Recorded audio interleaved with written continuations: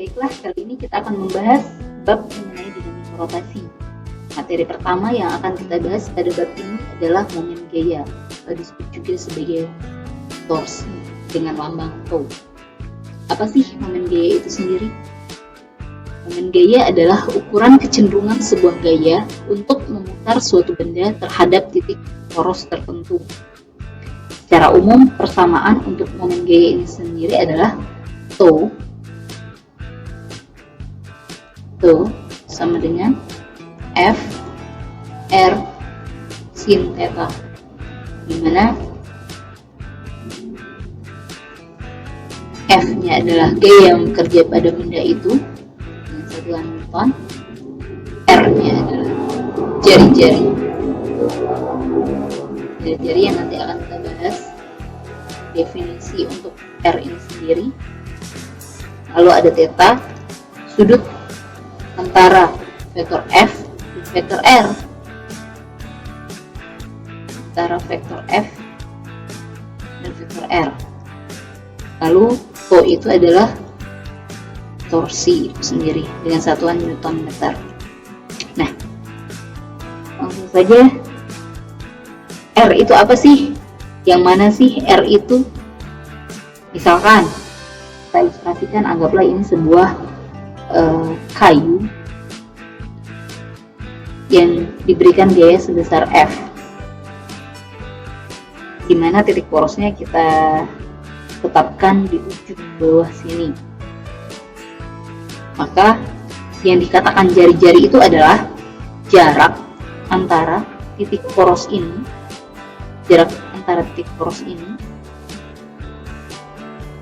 sampai kepala titik gaya. Ini kepala titik gaya. Kalau titik gayanya ini, dan ini kita sebut titik poros. Maka yang dikatakan R itu adalah garis jarak dari titik poros ini ke kepala titik gaya. Ini adalah R-nya. Dari sini sudah pasti tetanya adalah ini. Oke, selanjutnya ada istilah lain yang sering salah kaprah antara R dan lengan torsi. Sering terjadi kesalahan.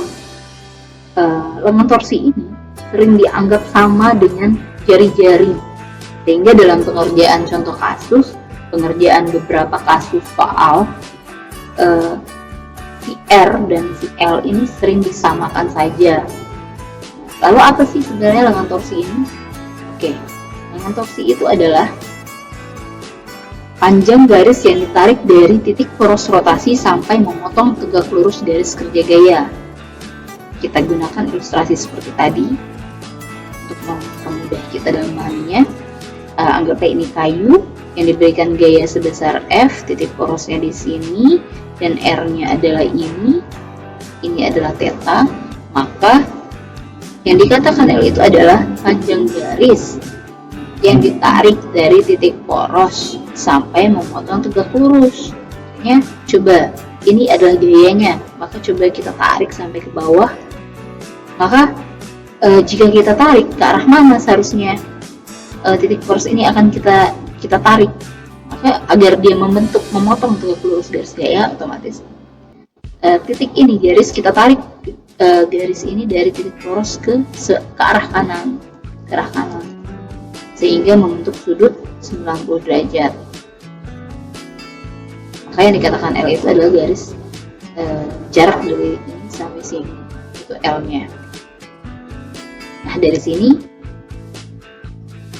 bisa kita buat sebuah hubungan antara R dengan L, ya kan?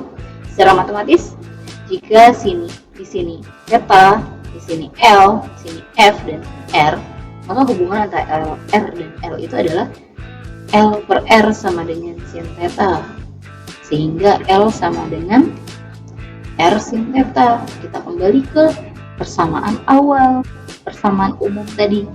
Persamaan umumnya adalah torsi sama dengan F R sin theta, ya kan? Kita ketahui tadi adalah L sama dengan R sin theta, maka R sin theta di sini bisa kita ganti menjadi L. Ini makanya dalam contoh kasus terkadang kita menggunakan rumus torsi sama dengan F kali L, di mana L-nya itu adalah R sin theta. Kapan si L ini akan sama dengan R?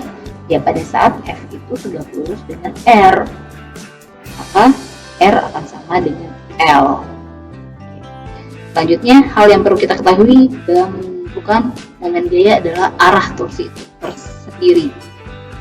Arah torsi itu ketetapannya tergantung dengan masing-masing individu. Kita pengennya menetapkan seperti apa, karena beda buku terkadang berbeda juga ketetapan. Yang terpenting di sini adalah konsistensi. Jika di awal arah torsi kita menganggap bahwa searah jarum jam, arah torsi itu searah dengan jarum jam, sekarang kita tetapkan torsi tersebut bernilai negatif, sedangkan arah torsi yang berlawanan dengan arah jarum jam kita tetapkan bernilai positif. Maka yang terpenting adalah konsistensi. Kita harus konsisten. Jika di awal kita menggunakan ketetapan seperti ini, maka untuk pengerjaan berikutnya kita tentu harus menggunakan ketetapan yang terus. Lalu bagaimana cara menentukan arahnya? Bagaimana bisa kita membentuk apakah dia searahkah ataukah berbanding atau berlawanan arah dengan jarum jam? Nah, itu dilakukan langsung saja ke contoh. Misalkan kita gunakan ilustrasi seperti yang tadi lagi. Ini adalah benda, gayanya F, ini titik poros, dan ini R, ini theta. Maka untuk menentukan arahnya kemana, ranahnya kemana, cukup kita lihat mana arah gaya. Arah gaya adalah ke bawah. Kita tarik garis dari arah gaya itu menuju titik poros.